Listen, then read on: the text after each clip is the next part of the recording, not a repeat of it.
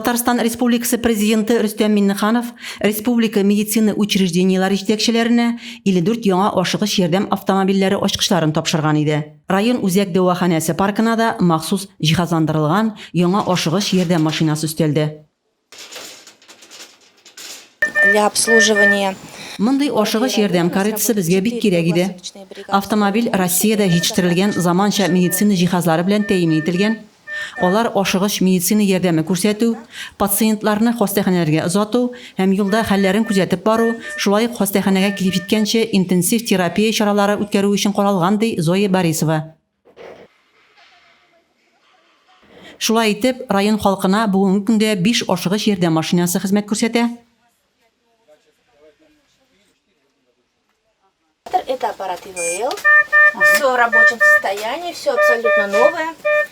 Очень хорошее оборудование, мы очень довольны. В этом автомобиле созданы комфортные условия как для пациента, со всем необходимым оборудованием, так и для персонала.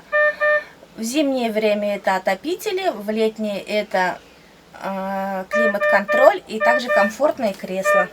Кресла и носилки. Ашыгыч ярдәм күрсәтү бүлегендә 18 машина йөртүче, 32 фельдшер хезмәт куя. Бер автомобиль 10 000 кешегә исәпләнгән. Кеше гомерләре мөһим шул. Рәзимә Кашапова, Юлия Казамарова, Татарстан хәбәрләре.